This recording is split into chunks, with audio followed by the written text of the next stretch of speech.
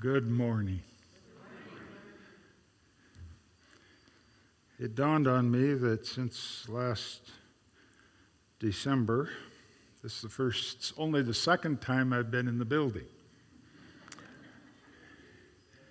And that first time was to share a message on the YouTube channel. And I remember clearly the congregation that day. It was John and Nancy. And let's see, I think Lance was here, and Jerry, and Juneville. That was about it. It's good to see more of you today. And it's quite a challenge because I've been gone so long that I have to do a double take with all these masks to figure out who it is that's talking to me.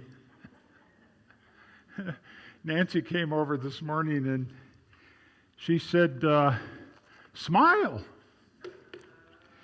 And I found out how she knows whether I was smiling. She looks at the eyes. So I'll give you that same instruction. Smile. And it's a wonderful day, is it not? The Lord has blessed us with just a beautiful day on which to worship Him. Pastor Michael Luke tells the story of a young boy, let's call him Johnny, who was constantly late for school. And what's worse, he always had a big lie to tell as an excuse. His teacher told the principal that she had had it with Johnny's exaggerations. And as a former teacher and principal, I can understand this story very well. The principal told her to send Johnny to him the next time he arrived late. And he said, and I'm going to tell that kid a lie so big that the young man will never tell another one. Well, very next day, Johnny showed up 2 hours late. But of course, he had his excuse ready. I was 2 hours early today, he told the teacher. So I had time to fish in the pond on my way to school. And I caught a 17-pound bass and had to take it home. And if I didn't clean it and freeze it, my mom would have been angry. That's why I'm late. Well, the teacher did exactly what the principal had instructed and immediately took Johnny to the office. And she repeated the excuse. Principal told Johnny to take a seat. And then he launched into a story about his own trip to school that morning. While I was walking to school on the trail through the woods, the park, and you know, Johnny, I heard something behind me.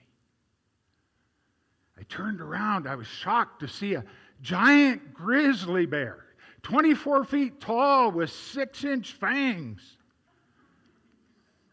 He was going to attack me. But Johnny, just then, a little dog ran out from the bushes, jumped up and attacked the bear. The little dog killed the bear, then ate it right there in front of me. Now, what do you think of that, young man? The principal asked. And without missing a beat, Johnny replied, yeah, that's my dog Sparky. And that's his third bear this week.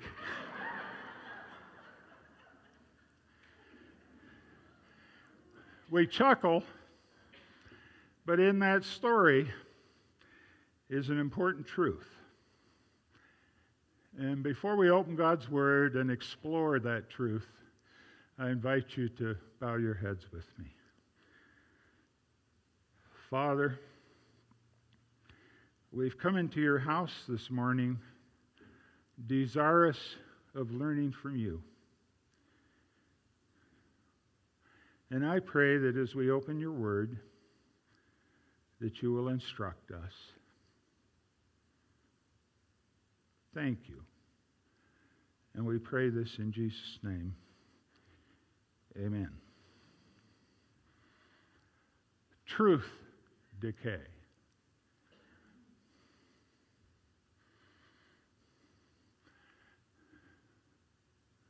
Amidst all the lies about us, where lies the truth? You see, we are born liars. Behold, I was brought forth in what? Iniquity, and in sin my mother conceived me. The wicked are estranged from the womb. They go astray as soon as they are born, speaking lies.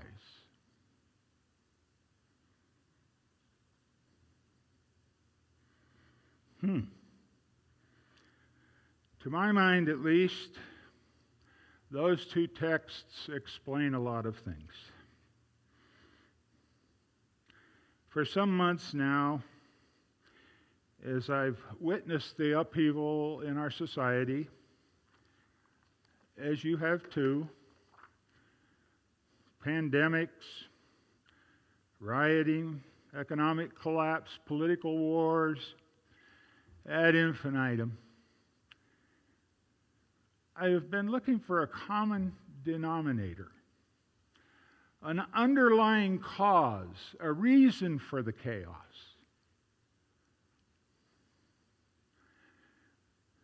When Jesus reminded his disciples that as in the days of Noah, so also will the coming of the Son of Man be, to what was he referring? Well, he elaborates.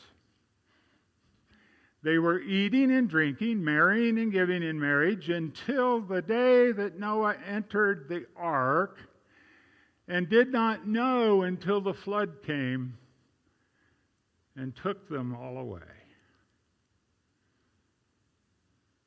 Notice those words in italics. And did not know. I've read through that passage many times through the years. But it dawned on me this week that I could not remember a time when I paused when I got to that phrase and grappled with its meaning. We very often assume, and absolutely, I think it is a safe assumption, that the reason they did not know is because they weren't paying attention.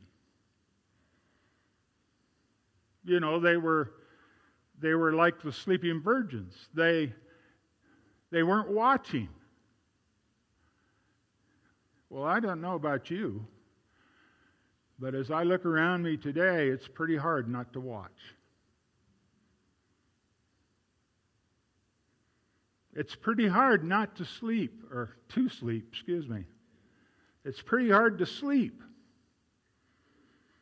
When I've read the headlines lately, or watched a newscast on occasion, or listened to a radio commentator, or talked with friends and family, it has become abundantly clear that the world's inhabitants are engaged in a battle over truth and falsehood. Name a single endeavor in life, no matter how inconsequential or how grandiose it may be, that is not impacted by questions of truth and error. But in this age an age of social media, an age with 31 million daily activity Twitter users in the U.S.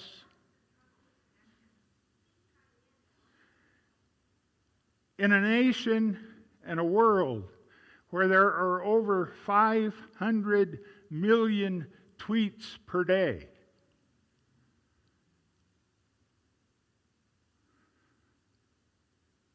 And where surveys have revealed that Twitter is the number one source of news for its users,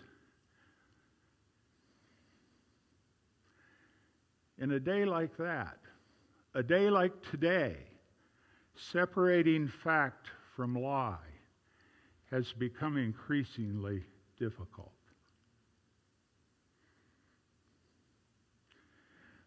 Perhaps the most notable quote of 2018 came from Rudy Giuliani. Irrespective of what you think of him, he was being interviewed one day and he said, "Truth isn't truth." Oh? Please explain, Mr. Giuliani. Well, he said, there are multiple versions of truth. He called them alternative facts. On most any subject you choose to name. You see, we live in a post-truth world. Tragically, truth in the 21st century has developed a very bad reputation.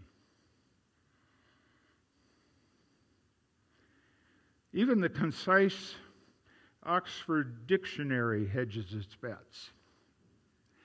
I looked up the definition they give for truth. Number one, it is that which is true as opposed to that which is false. Oh, duh. But then they went on to say, definition number two, truth is a fact or belief that is accepted as true.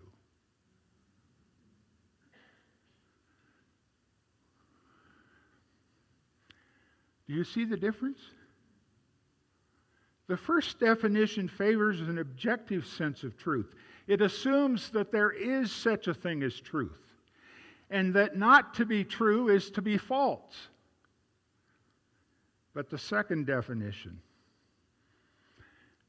it abandons absolute truth by tying truth to belief or opinion or feeling.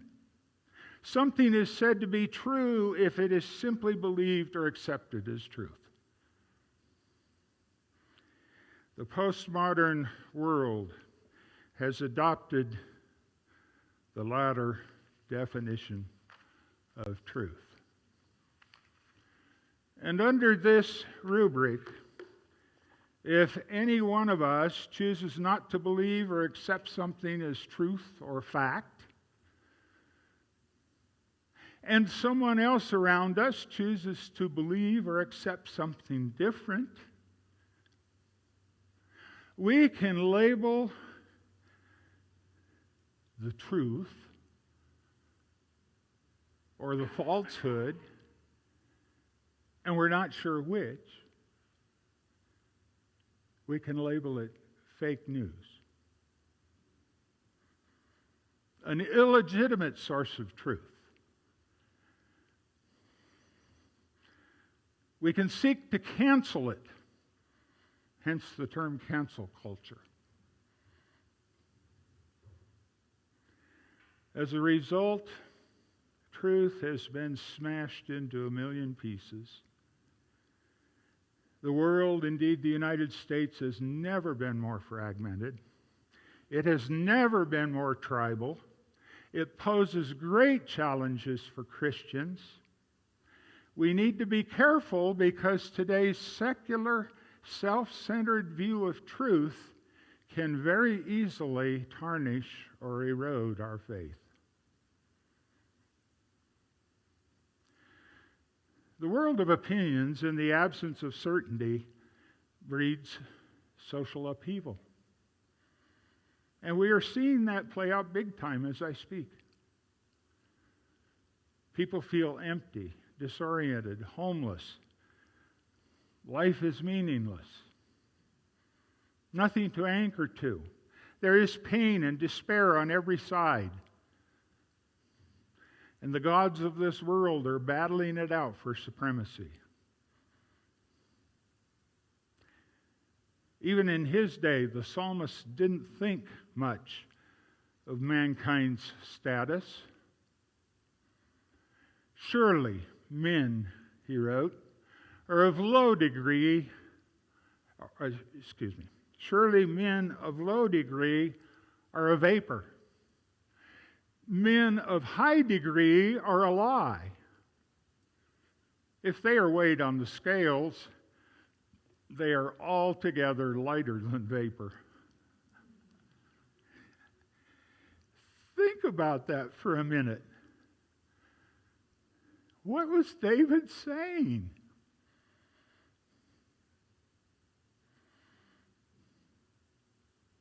Maybe he was seeing ahead to 2020 in America. Solomon understood it too. He said, I've seen all the works that are done under the sun. And believe me, there are a lot of works happening here lately, good and evil.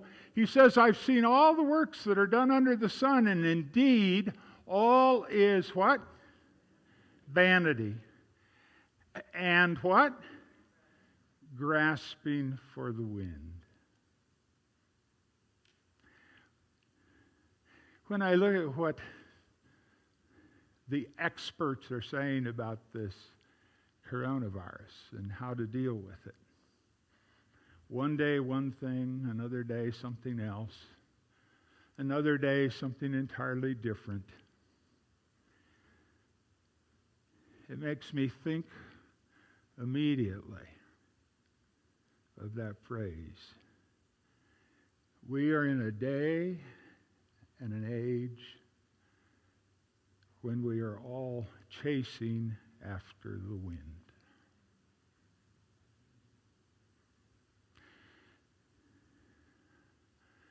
Mark Armstrong tells the story of a pastor who started each youth baptismal class with a jar full of beans, dried beans.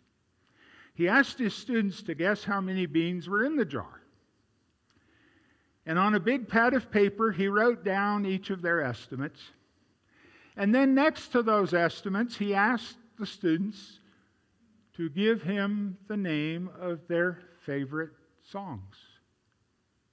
And he dutifully wrote those on a list beside the list estimating the number of beans in the jar. When the lists were complete, the pastor revealed the actual number of beans in the jar. And of course, they were all very interested, and they gathered round, intently thinking about this, trying to decide who was closest, who might have hit the number right on the nose. You know, they wanted to know. And then the pastor turned to the list of favorite songs, and he asked a question. Which one of these songs is closest to being right?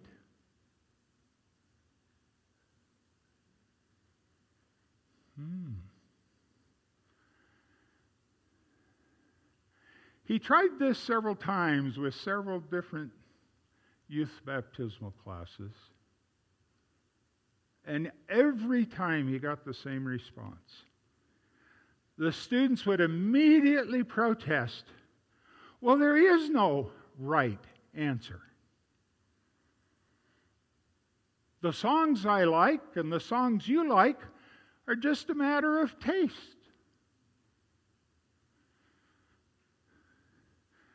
So the pastor would then ask this question. When you decide what to believe in terms of your faith, is that more like guessing the number of beans or more like choosing your favorite song? And always, the pastor would get the same answer. Choosing one's faith is more like choosing a favorite song. Which begs the question, is truth more like the number of beans in a jar, or more like a favorite song on a long and worthy list? Satan would have you believe the latter. Beginning with his first lie to Adam and Eve in the Garden of Eden, he has been singular in his focus on protecting and perfecting and encouraging lies.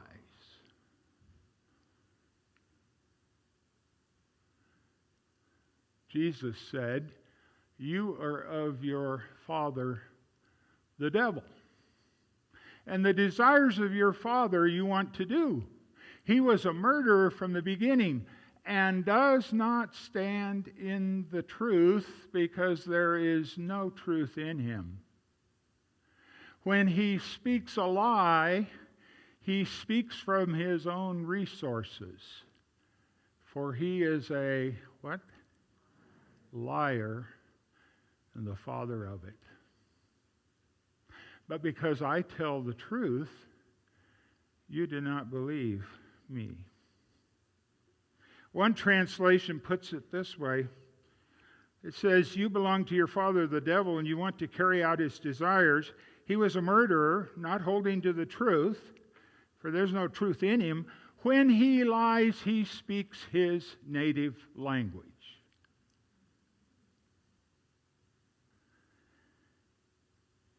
When he lies, he speaks his native language. And all around me today, there are millions of voices speaking Satan's, native language.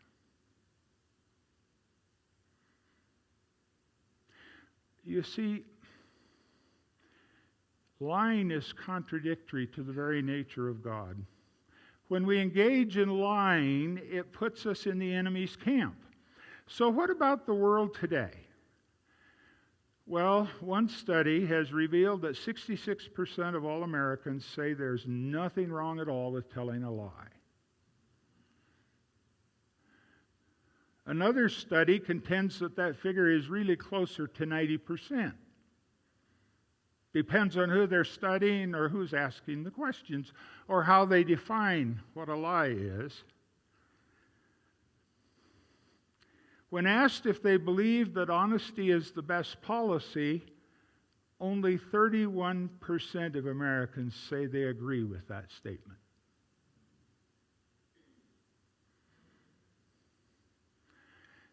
And then I found this interesting. In 2002, researchers at the University of Massachusetts videotaped people having a 10-minute conversation.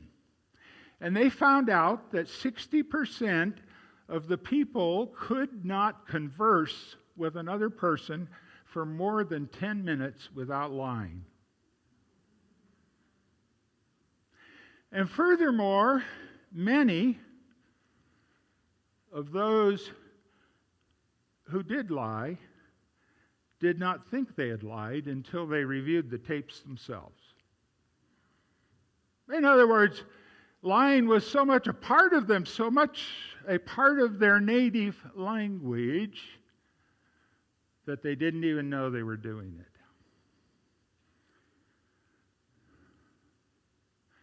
And then, and I certainly disagree with this, but then the researchers said, Well, let's not be too hard on people. Most of the lies were small things.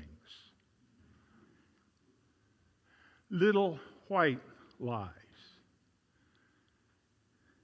Things designed to make them look better or more likable with the person they're conversing with. So, you may say everyone lies. And you would be essentially right about that. So then I have to ask myself, well, what's the big deal? Well, the big deal is this.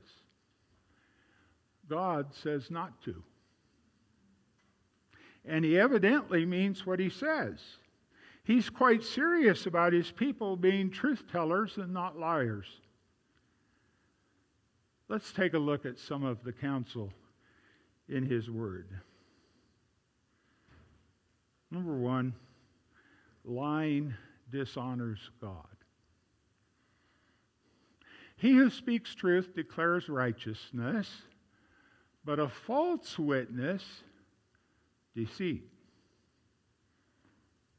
Well, okay. But how about this one? Gets a little more serious. These 6 things the Lord hates. Oh, yes, 7 are an abomination to him.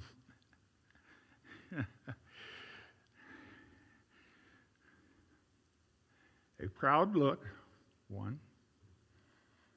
A what? Lying tongue.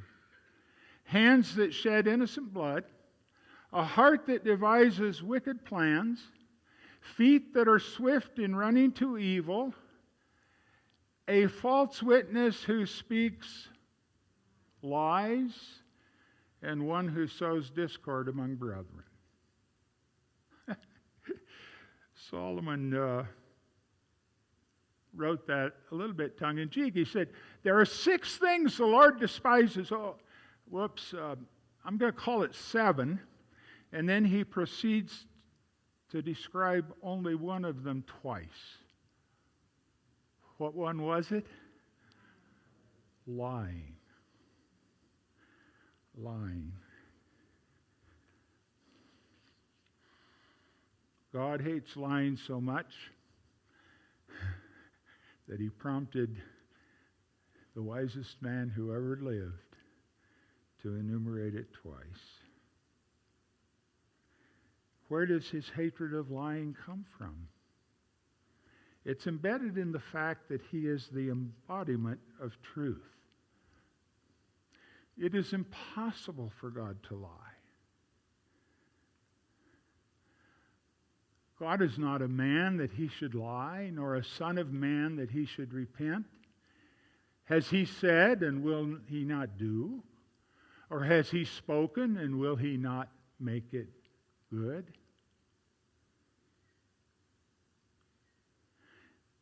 The very essence of God the Father is truth. Indeed, let God be true, but every man a liar. As it is written, that you may be justified in your words and may overcome when you are judged.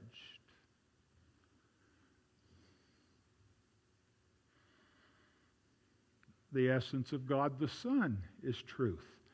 Jesus said to him, I am the way, what? The truth and the life. No one comes to the Father except through me.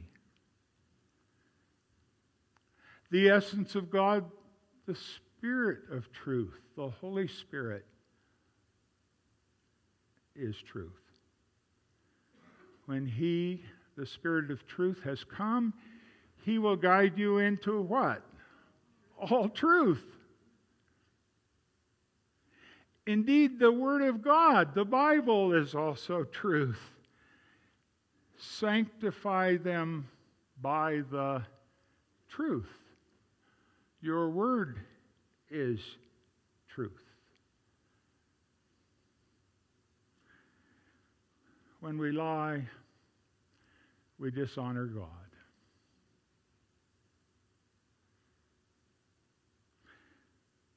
Number 2, lying deceives others. Webster defines a lie as a false statement or action, especially made with the intent to deceive.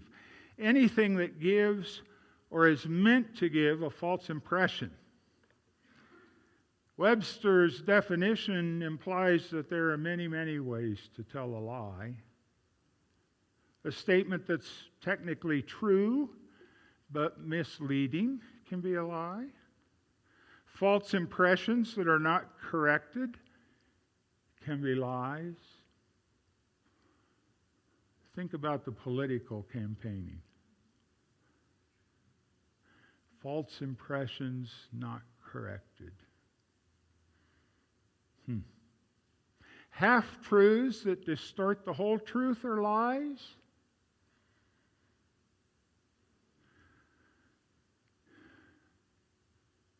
Sometimes we alter our story in such a way that it distorts the truth. It might be a slight modification, or it might be a total rewriting. Sometimes we employ slander, which is defined as an intentional lie about other people's conduct or character, with the intent that harm will come to them. Sounds familiar again when we listen to the leaders of the day, to the broadcasters of the day, even to our neighbors of the day. And sometimes, if we listen carefully to ourselves. Puritan preacher Thomas Watson said, "The scorpion carries his poison in his tail.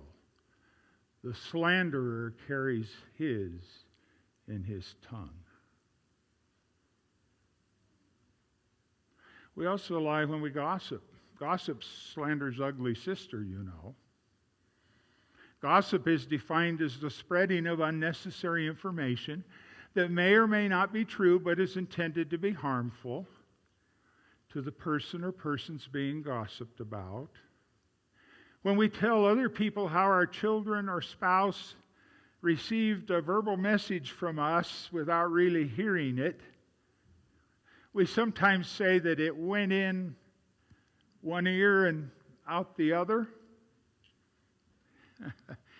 Pastor Michael Luke writes that while that is not a good thing, he says there's something even worse.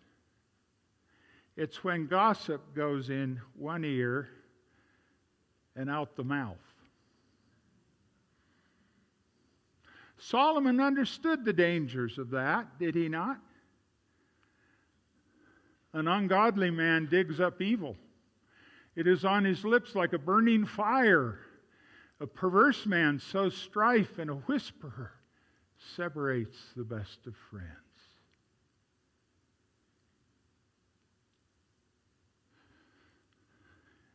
And again, where there is no wood, the fire goes out.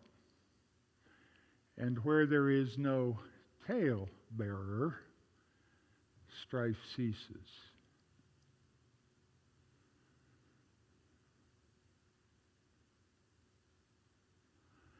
There's an old Spanish proverb that goes like this: "Whoever will gossip to you will gossip about you."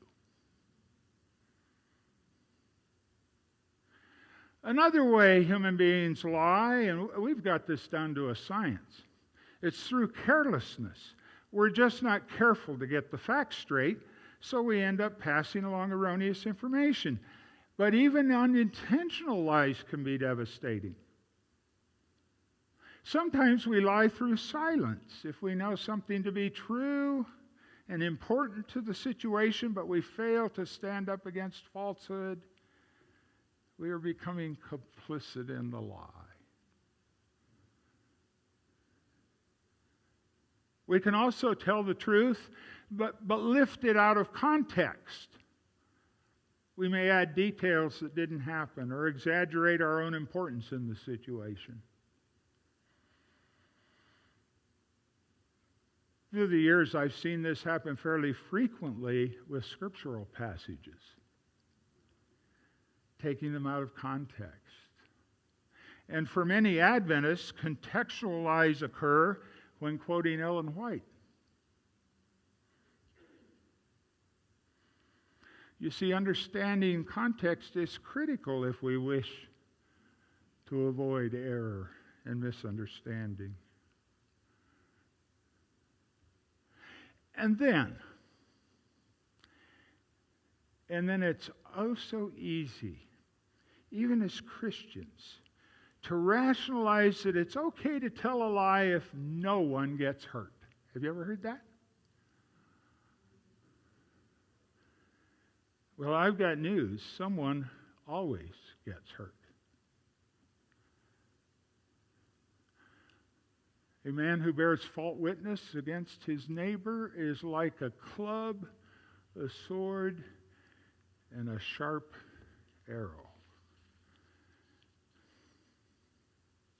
Lying also leads to conflict. The wicked is ensnared by the transgression of his lips, but the righteous will come through trouble. A troublemaker and a villain who goes about with a corrupt mouth, who winks maliciously with his eye, who signals with his feet and motions with his fingers, who plots evil with deceit in his heart, he always stirs up conflict.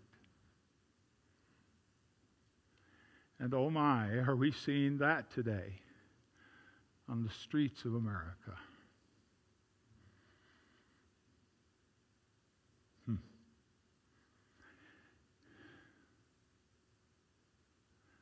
Before we lie, we should stop and consider the fallout of a falsehood. We'll be hurt spiritually ourselves. Lies can impact our reputation when truth comes out. Others can be injured by our lies. God's reputation is negatively impacted as well. A hypocrite is someone who is living a lie.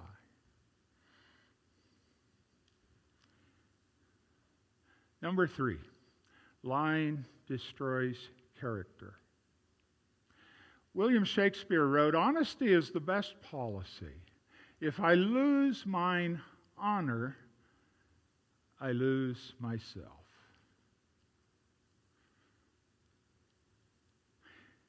If lying is so detrimental that we can lose ourselves, why do we insist on doing so? Sometimes we lie out of anger and hurt. We lash out at people who we feel have wronged us, and then we seek vengeance by lying about them. We allow hatred and resentment on occasion to fester and infect those around us with our bitterness and rage. James Garfield only served 200 days as President of the United States. He was shot twice by Charles Guiteau, his assassin, on the morning of July 2, 1881. He was traveling to make a speech at his alma mater, Williams College. President Garfield lived for over a little 2 months after the shooting. But on September 19, 1881, he suffered a massive heart attack and a ruptured spleen following blood poisoning and bronchial pneumonia. Medical personnel, trained medical personnel, who have examined what is known about that incident, say that Garfield very unlikely died from his bullet wounds. He died because people kept poking and probing the wound, trying to do something, and it resulted in an infection that wouldn't heal. When we hold bitterness and anger against others, they infect themselves. We infect ourselves, with a poison that can potentially destroy our lives.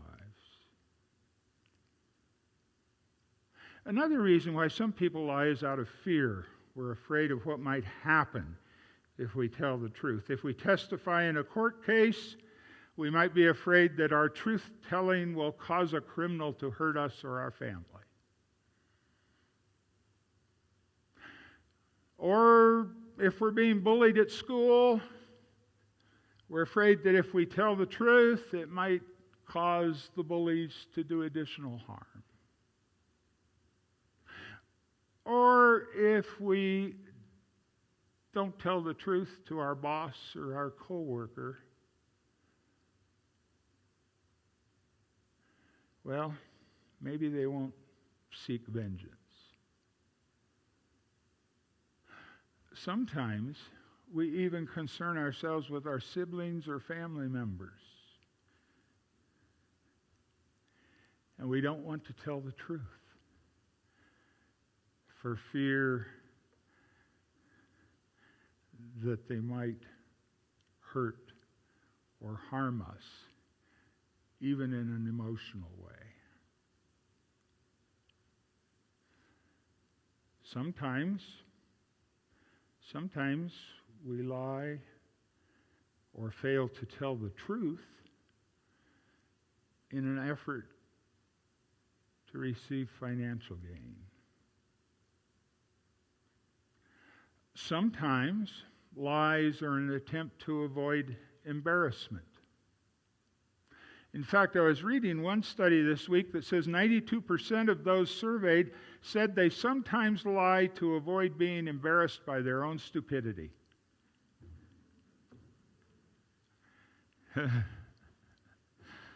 Then there are those who lie in a desire for advancement or recognition. They pad their resumes. I can think of a few politicians who have done that too.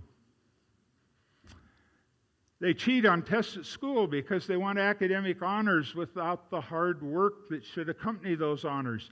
They want to move ahead in life's endeavors, and they will seek to do so at any cost, even at the cost of truth. Whatever we do to rationalize our lying, our efforts still don't hold water. None of these reasons can ever be justified. You see, lying lips are an abomination to the Lord, but those who deal truthfully are His delight. And then finally, number 4, lying decimates relationships. Respected World War II journalist Edward R. Murrow said, "To be persuasive, we must be believable. To be believable, we must be credible. To be credible, we must be what?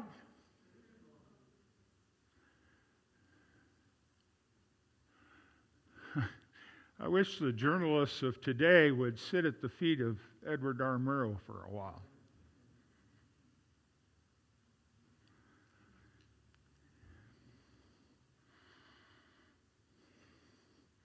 If you're a liar, it can hurt business relationships.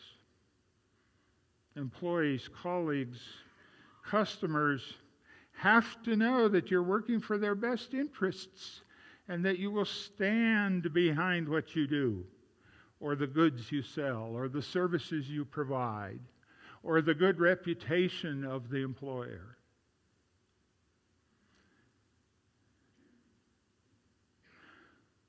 If a person is a liar, he or she will hurt relationships with friends. Like a madman who throws firebrands, arrows, and death is the man who deceives his neighbor and says, "I was only joking."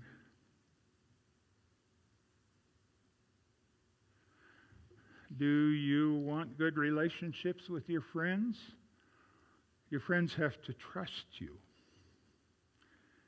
Several years ago, USA Today asked a number of randomly chosen people what would be the number one quality they would want in a friend. And they posed it this way. They said, would you prefer loyalty, love, or affirmation? 94% said the attribute they would want in a friend wasn't on the list.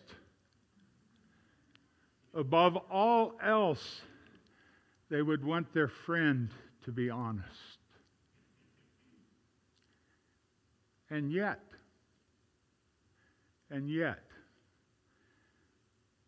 how many in society live by that rule?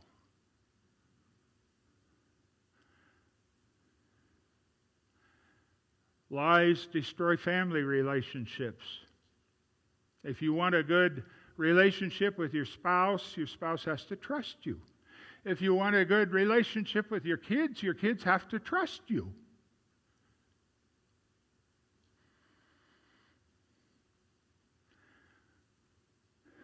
Are you trustworthy?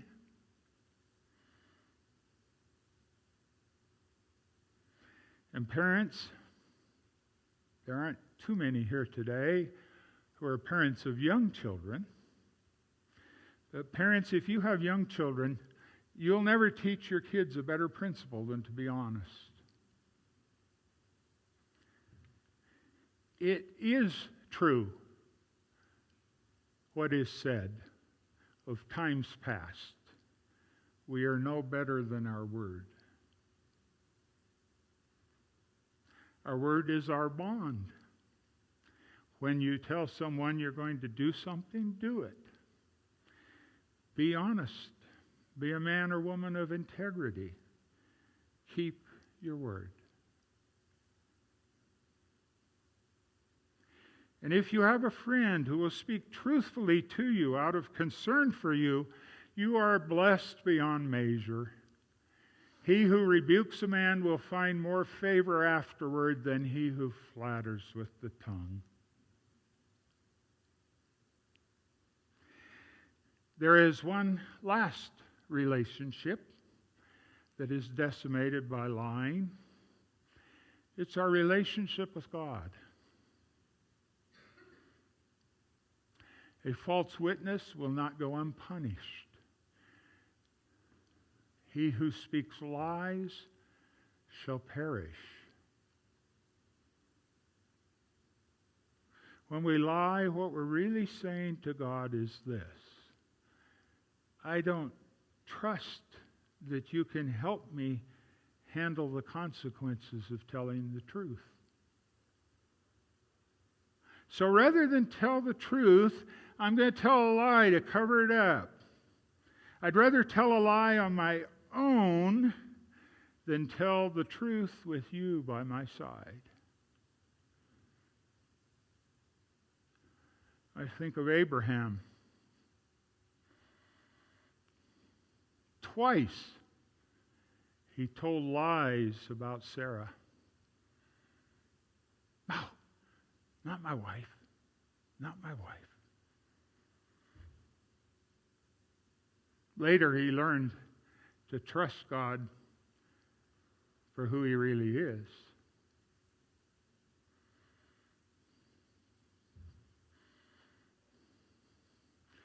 Recently, there have been some tragedies involving falling trees. And in the Intelligencer, dated August 18, 2005, which isn't recently, but the falling of trees and the killing of people from that prompted me to look into the record a bit. And in an article written in August 18, 2005, there was a story about trees and their health. And one arborist declared this: a tree can look perfectly healthy, but be structurally unsound. About 75% of tree failures are due to root problems. Now, Bill might be able to tell us whether that's true or not, because he works on trees.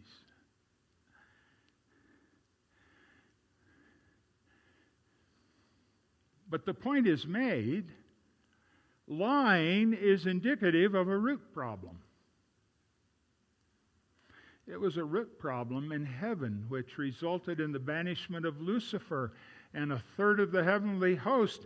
It has been a root problem from Eden to the present day. It can become a root problem for you and for me if we do not find and cling to the truth as it is in Jesus. You see, when we fail to acknowledge our weaknesses and failures and struggles and defeats, and we lie because somehow we've come to believe that we can handle it. When we pretend to know God better than we do. When we attempt to give false impressions that we're outstanding prayer warriors or greatly devoted to Christ or brimming over with love and compassion when the truth is otherwise. It's hypocrisy. It's a root problem. And the greatest danger in this kind of deception is that we will end up deceiving ourselves. As American author Nathaniel Hawthorne wrote, "No man for any considerable period can wear one face to himself and another to the multitude without finally getting bewildered as to which one is true."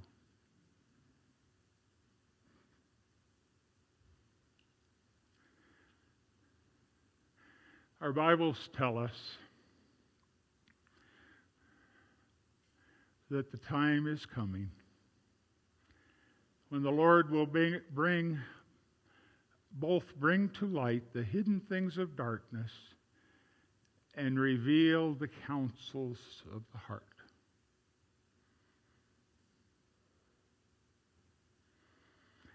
And in a world and in a day when Satan's lies have become the norm, I pray that none of us will be numbered among those described in Revelation 21:8.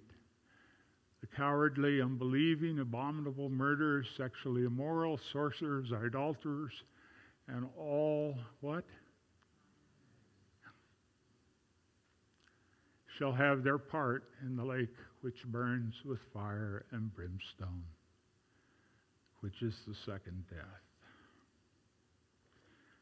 Let's cling tightly to the truth as it is found in Jesus. We know that the Son of God has come and has given us an understanding that we may know Him who is true. And we are in Him who is true. In His Son Jesus Christ. This is the true God and eternal life. And in Titus 1, verse 2, in hope of eternal life, which God, who cannot lie, promised before time began. I close with the questions of the psalmist. Who is the man who desires life and loves many days, that he may see good? Keep your tongue from evil,